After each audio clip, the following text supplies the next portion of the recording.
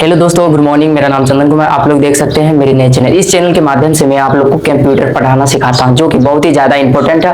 और साथ ही साथ जो कि है ये फर्स्ट टॉपिक है basic IT tool. Basic IT tool के बारे में हर एक आदमी को जानना चाहिए, जो कि कंप्यूटर से रिलेटेड हर एक टॉपिक इसमें पढ़ाया जाता है। और साथ ही साथ आप लोग को आज फर्स्ट टॉपिक है यानी टाइप्स ऑफ कंप्यूटर, यानी कंप्यूटर कितने प्रकार के होते हैं, काम के हिसाब से, साइज के हिसाब से, उसके पर्पस के हिसाब से कंप्यूटर कितने प्रकार के होते हैं ये पढ़ेंगे। तो देख लिए यानी सबसे पहले तो टाइप्स ऑफ कंप्यूटर, यानी एक तरह से कह सकते हैं टाइप्स ऑफ कंप्यूटर, यानी कंप्यूटर कितने प्रकार के होते हैं, यानी कितने भागों में बांटा गया है कंप्यूटर।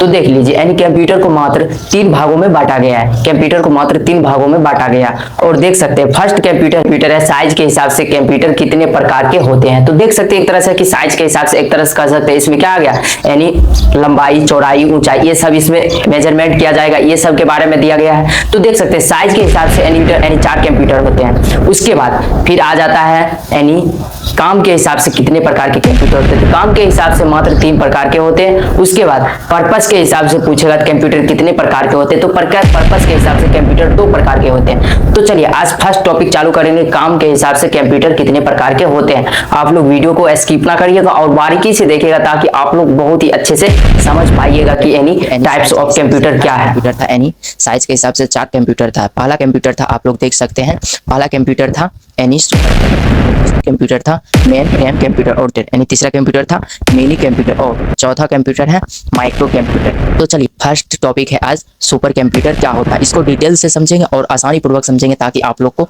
बहुत ही अच्छे से समझ में आए। तो चलिए फर्स्ट टॉपिक है, आप लोग भी क्या आता है। सुपर कंप्यूटर उसे कहते हैं जो एक साथ लाखों यानी एक साथ हजारों, एक बार में हजारों लाखों गुना कैलकुलेशन एक साथ हो सकता है, यानी करोड़ों गुना कैलकुलेशन एक साथ इससे हो सकता है। एक कहते हैं सुपर कंप्यूटर। सुपर कंप्यूटर का आप लोग बहुत ही अच्छे से समझ के वैसे एक बार और बताते हैं सुपर कंप्यूटर क्या होता है। सुपर कंप्यूटर उसे कहते हैं जो लाखों गुना कैलकुलेशन को बहुत ही आसानी पूर्वक कर सके और तेज यानी बहुत ही फास्टेस्ट, एक तरह से कह सकते हैं बहुत ही तेज कैलकुलेशन कर सके, उसे कहते हैं सुपर कंप्यूटर। सुपर कंप्यूटर का यूज होता है खास करके यानी मौसम रिसर्च में, लैब में, यानी मौसम रिसर्च में, लैब में, साइंटिफिक रिसर्च में, नेचुरली रिसर्च में, ये सब में किसका यूज किया जाता है, यानी सुपर कंप्यूटर का यूज किया जाता है। और देख सकते हैं सुपर कंप्यूटर का खास बात यह है कि ये बहुत सारा डाटा यानी बहुत सारा डाटा बहुत ही आसानी पूर्वक कैलकुलेशन करता है।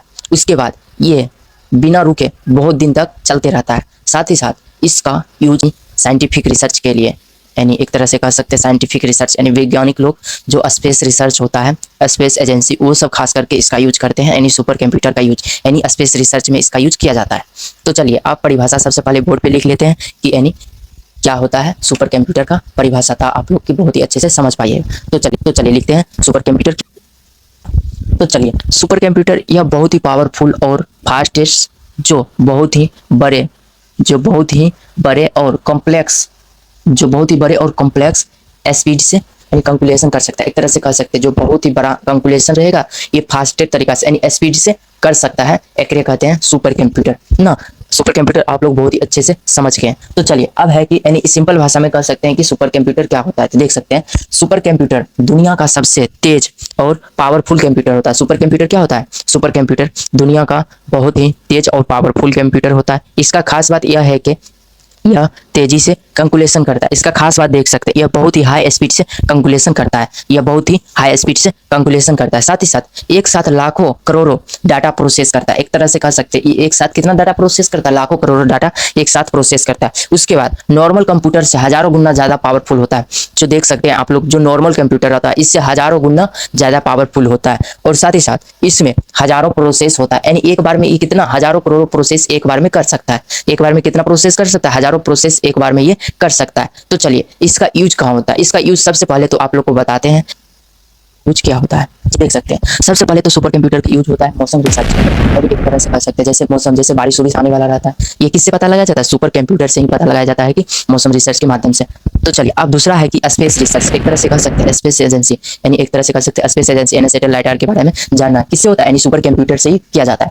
उसके बाद देखिए तीसरा साइंटिफिक रिसर्च, यानी जो वैज्ञानिक लोग रिसर्च करते हैं किससे करते हैं, सुपर कंप्यूटर से ही करते हैं। उसके बाद होता है नेचुरली रिसर्च, यानी जो आम एक्टिविटी होता है रिसर्च में, जैसे मिट्टी के अंदर वाला रिसर्च, ये सब के बारे में किससे पता लगाया जाता है, यानी सुपर कंप्यूटर से ही। उसके बाद होता है एआई और बिग डाटा एनालिसिस, यानी एआई बिग डाटा यानी बहुत से बहुत बड़ा बड़ा डाटा इससे क्या करता है, एनालिसिस किया जाता है, यानी रिसर्च किया जाता है। उसके बाद इंडिया का फेमस सुपर कंप्यूटर कौन होता है पता है? इंडिया का फेमस यानी सुपर कंप्यूटर कौन है? परम। उसके बाद दुनिया का सबसे पावरफुल और सुपर कंप्यूटर कौन है? फ्रंटियर है। इसका उपयोग किया जाता है। आप लोग देख सकते हैं दुनिया का पावरफुल और सुपर कंप्यूटर कौन है? यानी फ्रंटियर है। उसके बाद इंडिया का फेमस और सुपर कंप्यूटर कौन है? परम है। परम 10,000 होता है, ये भी मतलब दुनिया का है सबसे यानी पावरफुल कंप्यूटर परम 1000 कह सकते हैं। परम 10,000 दुनिया का सबसे पावरफुल कंप्यूटर होता है कौन? परम 10,000। चलिए, आप लोग को वीडियो अच्छा लगा तो मेरे चैनल को सब्सक्राइब करें और अपने दोस्तों के पास शेयर करें ताकि वो भी जान सके बेसिक आईटी टूल में क्या पढ़ना है।